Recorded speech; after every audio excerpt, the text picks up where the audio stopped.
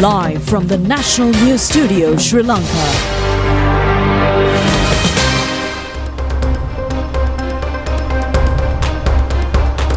Good evening and welcome to the 9 p.m. news telecast of the prestigious channel of Sri Lanka. I'm Charita Milpurarachi. I'm Situmija Ratna. Let's take a look at today's headlines. The International Monetary Fund approves $206 million as emergency financial relief.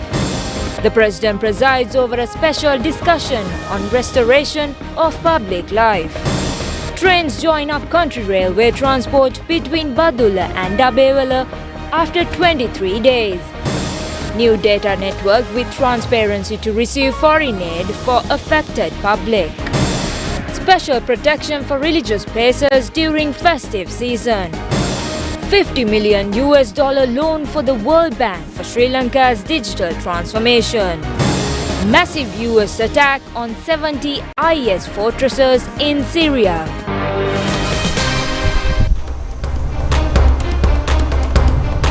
On to those and other stories in detail now, and starting off with the top local story. The International Monetary Fund has approved an emergency financial assistance package of $206 million for Sri Lanka to address the emergency situation caused by the cyclone Ditwa. Now, the institution highlighted that this aid will help alleviate the economic pressure exerted on the country following the impact of the cyclone on 28 November. Accordingly, the Executive Board of the IMF has approved this emergency financing of $206 million under the Rapid Financing Instrument to address the unexpected disaster situation. The impact of the cyclone struck Sri Lanka just as the fifth review under the Extended Fund Facility was nearing completion. Consequently, the fifth review has been briefly delayed to allow sufficient time to assess the economic impact and to evaluate how the IMF program can best support Sri Lanka's recovery and reconstruction efforts. However, these discussions are scheduled to resume in the early part of next year. Deputy Manager Director of the IMF, Kenji Okamura, stated that the government of Sri Lanka has responded swiftly with relief programs. The government continues to implement necessary measures to recover from the natural disaster, and the IMF statement also noted Sri Lanka's ongoing commitment to economic reforms and ensuring transparency in the utilization of financial aid. The International Monetary Fund further emphasizes that it stands with the people of Sri Lanka during this difficult time and remains committed to supporting the country's recovery and reform efforts. Minister Dr. Nalini Fernando said that the Rapid Financing Instrument is a facility available to any member country of the IMF. It is designed to provide immediate financial assistance to countries facing an urgent balance of payment need, often due to sudden shocks of disaster. This is precisely the facility we are utilizing to seek assistance. While standard IMF loan programs can take a significant amount of time to negotiate and finalize, the RFI is structured to be distributed in a very short period to address urgent needs. Once the funds are received, the repayment period generally span between 3 to 5 years. This assistance is crucial for the broader economic goals. It supports the effort to balance the payment situation and provide relief to the economic. They are currently working to stabilize a state that had faced a collapse, steering its back towards a path to a sustainable growth. Maintaining the macroeconomic stability they have achieved so far is vital. This funding helps to continue the current program. And meanwhile, a special discussion was held today at the Presidential Secretariat, and also the President presided over the ceremony to review the district-level strategic plans for restoring public life and to address emerging challenges under the Rebuilding Sri Lanka program. During the session, the President instructed relevant authorities to ensure that the government's cleaning allowance of 25,000 rupees per household and the 50,000 rupee grant for the purchase of essential household appliances are distributed before the 31st of this month. The meeting reviewed the progress of district-level initiatives concerning compensation for damaged houses and crops, the management of safety centres island-wide, the resettlement of displaced persons, the restoration of livelihoods and the development of infrastructure. Special attention was given to resolving problems in the compensation process. The President emphasised the necessity of streamlining these operations to be efficient and inclusive, ensuring that every eligible individual receives their entitled benefits without exception. Extensive discussions also took place regarding the resettlement process and the identification of suitable lands for these purposes. The President said that a separate comprehensive plan would be formulated for housing projects in key districts and a follow-up meeting involving all relevant stakeholders would be convened. Highlighting the urgency of the situation, the President stressed the need to immediately evacuate residents of the high-risk zones and relocate them to safe housing. He further clarified the importance of maintaining fairness and transparency through the compensation process for damaged property. The President also inquired into the status of the programs aimed at preparing farmers for the Maha season, including irrigation reforms, the disbursement of compensation and the provision of high-quality seed paddy. Further progress reviews were conducted on restoring livelihoods for livestock farmers through compensation, supporting the recovery of small business affected by the disaster, normalizing the fishing industry, swift completion of the 15,000 rupee government allowance for school children, and the special program to reissue lost national identity cards and passports. The discussion was attended by Minister Ananda Vijayapala and Professor Chandana Beratna, Secretary to the President Dr. Nandika Sanat Kumar Naika, along with the Ministry Secretaries, Additional Secretaries and other high-ranking officials. President Anurakumara Dissanayake has expressed his gratitude to the United Arab Emirates for providing humanitarian assistance to those affected by recent disasters. Meanwhile, several more donations were made yesterday and today to the Rebuilding Sri Lanka Fund. During a telephone conversation held yesterday with the President of United Arab Emirates, Sheikh Mohammed bin Zayed Al Nahyan, President Anurakumara Dissanayake expressed his deep appreciation for the UAE's steadfast support and for standing by Sri Lanka during times of crisis. The UAE President expressed his profound condolences over the lives lost in the recent disaster and offers prayers for the strength and courage of the Sri Lankan people to overcome these challenges. President Sheikh Mohammed further noted that a team of officials from the UAE would be dispatched to Sri Lanka to assist in damage assessment. Several relief operations have already been carried out in the country throughout the joint efforts of the UAE International Aid Agency and the Emirates Aid Crescent Society. President Dissanayake remarked that the cooperation further strengthened the bilateral ties between the two nations. The Container Transport Owners Association made a donation of 1.5 million rupees to Rebuild Sri Lanka Fund to provide relief to the affected public. Meanwhile, the Association of Sri Lankan Airlines licensed aircraft engineers made a financial contribution of 1.35 million rupees. Taj by Lakmini Candy Private Limited contributed a donation of 25 million rupees. The Regional Development Bank also donated 25 million rupees to Rebuild Sri Lanka Fund yesterday. The donation was officially handed over to the Secretary of the President, Dr. Nandika Sanat Kumar Naika. The Government of Canada has donated over $2 million to Rebuild Sri Lanka Fund. The Canadian High Commissioner to Sri Lanka, Isabel Martin, presented that aid to the Ministry of Foreign Affairs, Vijita Herath. The Bank of Ceylon Employees Union donated 1 million rupees to the Rebuilding Sri Lanka Fund.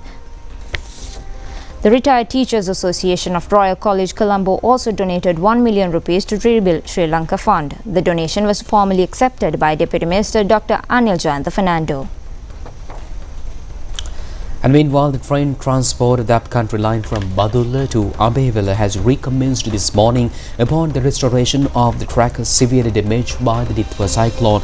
A train journey has taken place to the upcountry track for the first time after 23 days.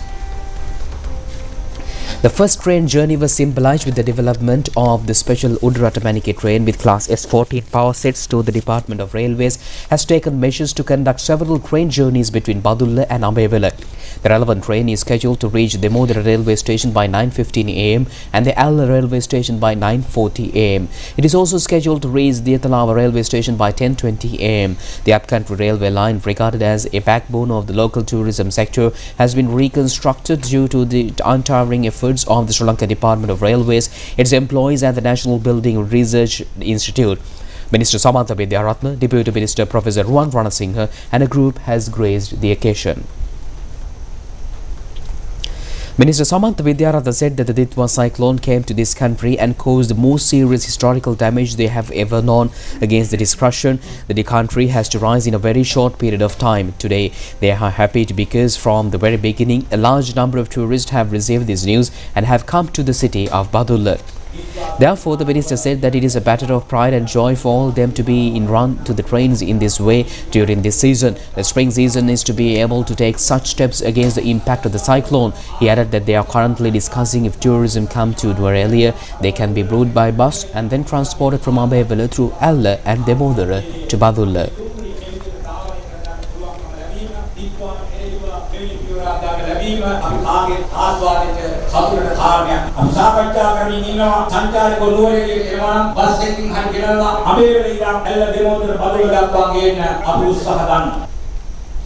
Meanwhile, the deployment of the Podipanike train between Badulla and Abewala has got underway at 9:30 am today. Recommencement of the services has made possible upon reconstructions of the damage incurred by several railway stations and the track from Abewala to Badulla. A large number of local and foreign tourists were present to travel in the special train. Deputy Minister Prasanna Gunasena and Madhura Senaviratna were among the group participated in the tour.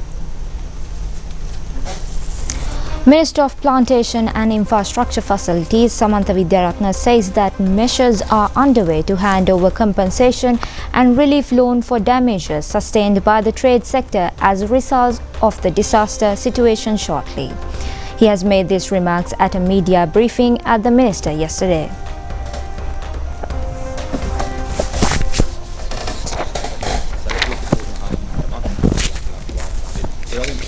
Minister Samantha Vidyaratna said that the country's key export crops aiming for significant foreign exchange growth by 2030. The government has set a total target of $6.5 billion in export earnings from 4 primary crops: tea $2.5 billion, rubber $2 billion, coconut $1.5 billion, and cinnamon $500 million. A 5-year strategic plan is already been implemented to drive growth within the tea industry. To address the past production disruptions caused by shortages, the government intends to introduce a QR code system for fertilizer distribution to enhance transparency and accessibility for farmers. The extensive damage caused by recent floods and landslides to the plantation infrastructure and crop sector, significant destruction to tea nurseries and approximately 15,000 hectares of tea plantations, as well as damage to multiple tea factories. Over 3,000 hectares of rubber were reportedly destroyed. Along with roughly 1,500 hectares of coconut, the government is repositioning agriculture as a primary driver of foreign exchange to combat national debt. Strengthening the rule of law and political stability has begun to increase both local and foreign investor confidence in the plantation sector. The ministry is currently working with private sector organizations and policymakers to develop a roadmap for the rubber sector spanning 2026 to 2035. And meanwhile, the Inspector General of Police, Priyantha Veerasuri, says that the Sri Lanka Police is a silent witness of the sorrows of the people affected by the disaster. A program to hand over items to people in the Kandy district affected by the disaster has taken place at the Central Province Council in Pallekele, Kundasale yesterday. The goods were presented to a group including school children. A mobile clinic to examine the health condition of the displaced persons in Matale was held yesterday. Medicines were provided to the relevant groups. A group to hand over education equipment to school children was held in Puttalam yesterday. The items were represented to 270 students in selected schools. A program to hand over essential goods including food and school equipment to children of families as well as police and police officials affected by the floods and took place at the office of the DIG in Colombo. The program was organized by the Police Seva Vanitha Unit and the Police Security and Environmental Division. A sum of 25,000 rupees has been presented to each of the 62 owners of houses fully destroyed due to the earth slips in Hali Ala Badulla at the Hali Ala Divisional Secretariat Division Office. IGP Priyantha Veerasuri said that from a historical perspective, the IGP have always been the witness for the victims of all disasters in Sri Lanka, be it physically or psychologically. Whether one considered the war or the uprising that followed, they were either witnesses or victims. Similarly, if one looks at children, they too have been among those who have suffered. He added that when the police look at the police force, there were 1,504 officers and the same number of families of these officers were affected. Among them, the homes of 28 officers were completely destroyed. 3 officers died as a result of this, either directly or indirectly. The other officers and his family are still missing and they have not yet been able to find them yet. Along with that, the entire village is also yet to be found. A new data system has been introduced with transparency for the people to gain access to foreign aid being received to reconstruct the country from Ditwa cyclone. It has been jointly established by the Disaster Management Center, the Minister of Defence and the Presidential Secretariat. Assistant Secretary to the Disaster Relief Services Centre Jayashree Munasinghe said that currently the government has provided an allowance of 25,000 rupees for the restoration of houses. Out of the 640,375 houses affected by the disasters, 469,457 have been identified as eligible for this payment. To date, payments have been completed for 299,513 houses. In response to the current dual cyclone situation, the country is receiving a significant amount of loans and foreign aid to assist the affected population. Once these foreign aid shipments are cleared, the National Disaster Management Center handles the goods. After clearance, the items are transferred to the warehouse of the National Disaster Relief Services Center in Aurugadawatta.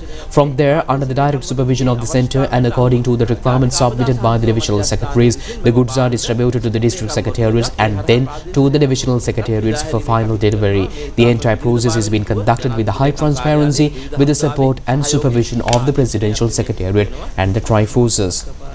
Additional Secretary to the Ministry of Defence K.G. Dharmatilaka said that the instructions to finalize the payments, including those for agriculture, livestock, children allowance and household equipment for the homeless, be in December 31st. If anyone has not received these funds, they can submit their appeal to the Divisional Secretary. An appeal can also be submitted to the District Secretary as well. The responsibility for making those decisions at any moment when there is an issue has arises that can be resolved in that manner, the Ministry will intervene immediately. Moving on to the weather update, the Department of Meteorology states that several spells of showers may occur today in the eastern, over central and provinces as well as in the Polonnaru and Hambantota districts. Landslide warnings issued for 5 districts remain in effect. Due to the prevailing rainfall, landslide warnings have been issued for Badulla, Kurunegala and Matale districts. Furthermore, the National Building and Research Organisation has issued red notice for several areas within the Kandy and Nuwara districts.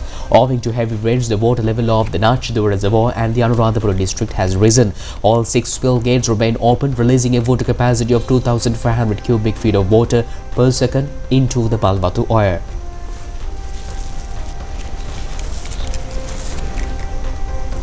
Four spill gates of Kaudula Reservoir are also open, discharging 1,000 cubic meters of water per second into the Kaudula Oyer. As the water level of the Bahakanadara Reservoir continues to rise, 2 of its spill gates remain open. 6 spill gates of the Rajankane Reservoir are currently open, releasing a water capacity of 5,708 cubic feet per second into the Kala Oyer. Additionally, 2 spill gates of the Ankamu Reservoir are open, discharging 1,202 cubic feet of water per second into the Kala Oyer. All spill gates of the Wahakata tank have been opened due to the rising water levels. Following heavy rains in the Nuwara last night, a significant section of the road of the Mepilimana area collapsed. That resulted in disruptions to heavy vehicular traffic at the Nuwara Horton Plains main road, and officials from the Road Development Authority have taken steps to reconstruct the affected section. Meanwhile, the Ambevana police station advises motorists to remain vigilant as dense mist prevails from Nanu Oyer to Horton Plains.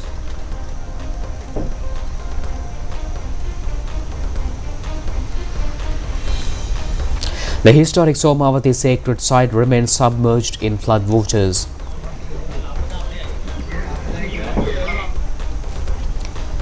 The water level of the Mahavali River have risen rapidly in several areas.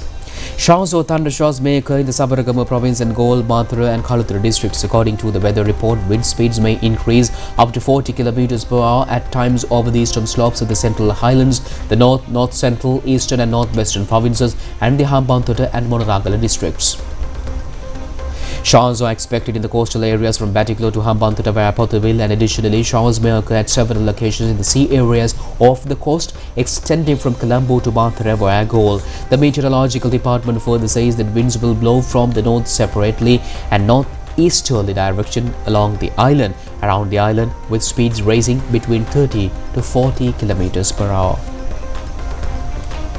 Police media spokesman and ASP F.U. Wootler says that the police have taken measures to strengthen security at religious places during the forthcoming festive season, and he points out that additional police officials have been deployed to the service in this connection.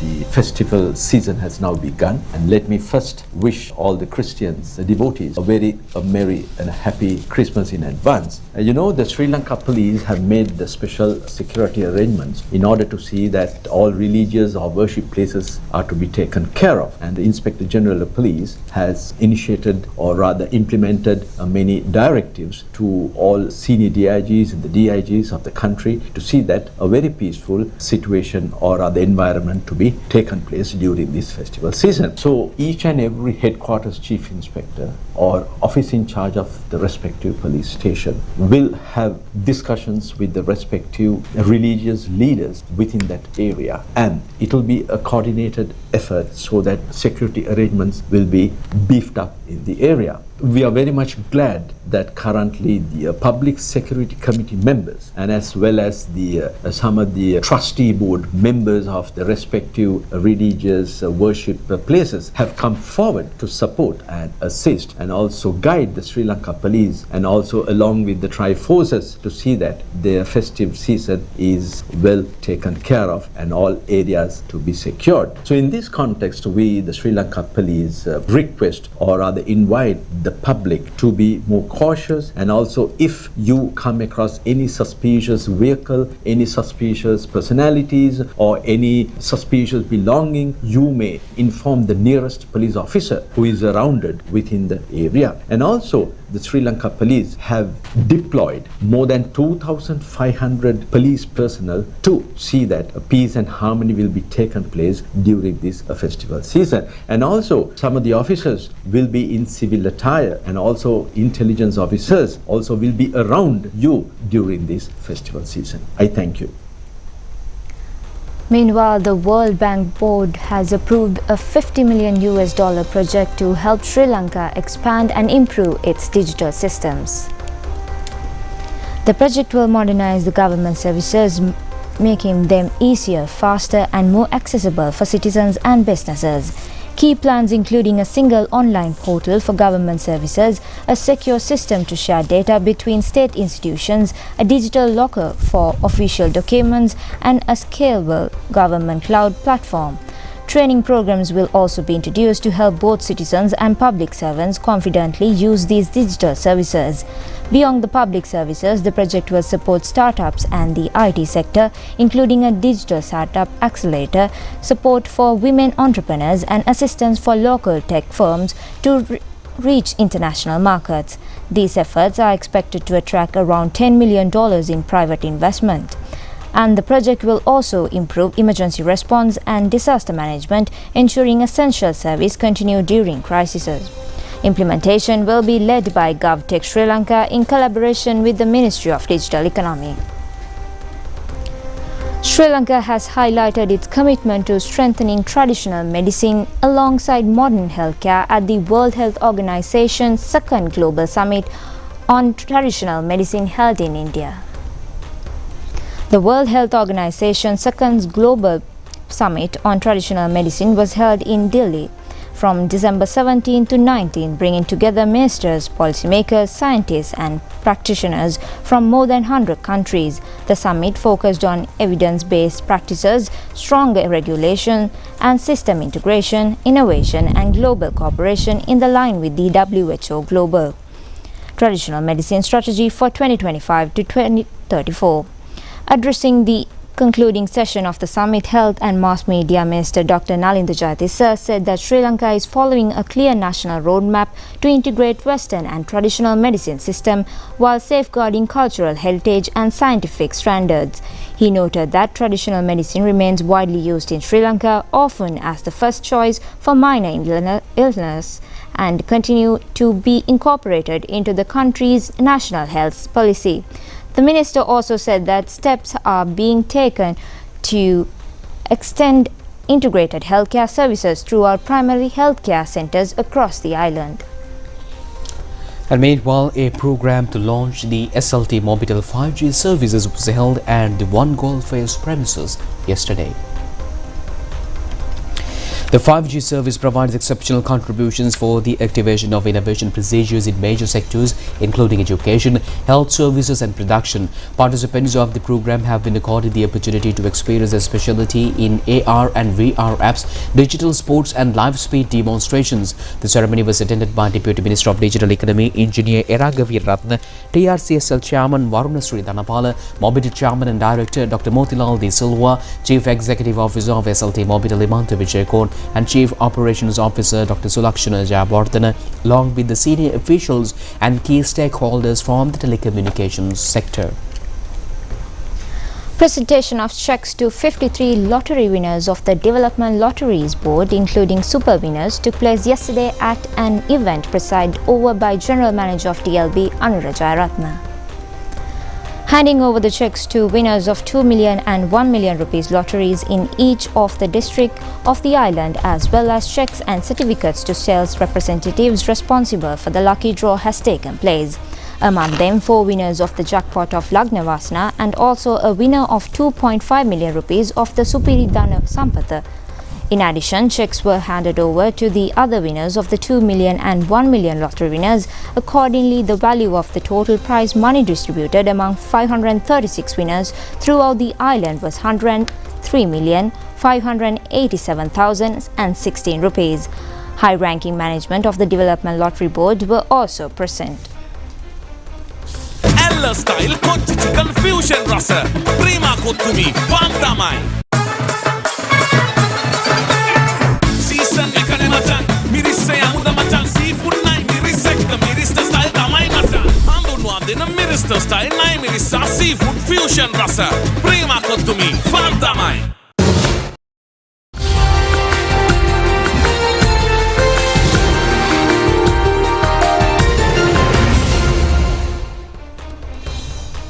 Moving on to news overseas, the United States says it has carried out a massive military strike against the Islamic State group in Syria in retaliation for a deadly attack on American forces earlier this month.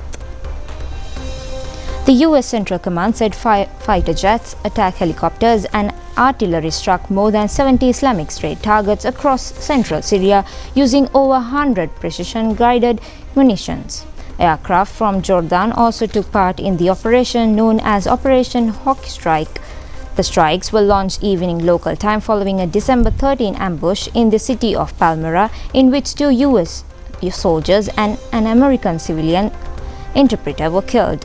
President Donald Trump said that the United States were striking in strongholds very strongly, while Central Command said it would continue relentlessly pursue groups that threaten American forces.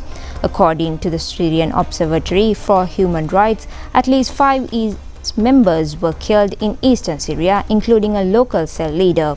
Jordan's Air Forces said its involvement aimed to prevent extreme threats to regional security. An Islamic State has also not commented, and the BBC says the targets could not be independently verified. Minister style nai mirissa seafood fusion rasa prima kottumi pantamai.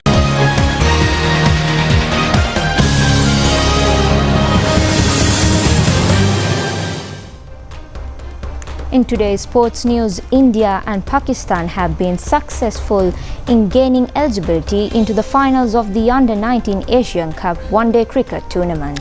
And in the semi-finals, these teams have beaten Sri Lanka and Bangladesh teams respectively. The matches were played in Dubai and the first semi-final was played between India and Sri Lanka teams. However, the match was curtailed to 20 overs due to rainfall. The Sri Lanka team batting first has scored 138 runs for the loss of 8 wickets within the 20 allotted overs. Charmika Hinatigala 42. The Indian team has scored 139 runs in 18 overs and secured a victory, and Indian batsmen Vihan Multra and Aaron Judge have scored 61 and 58 runs not out respectively.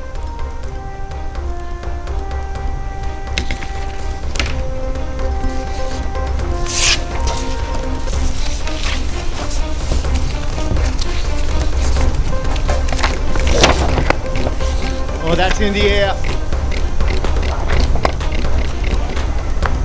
Boys in blue have a chance to enter 7th heaven. The second semi-final between Bangladesh and Pakistan was also restricted to 27 overs. The Bangladesh team were all out for 121 runs in 26 overs and 3 deliveries. The Pakistani team has reached the victory target of 122 runs in 16 overs and 3 deliveries. Samir Minhaj remained unbeaten with 69. The Indian-Pakistan final is scheduled to be conducted in Dubai tomorrow.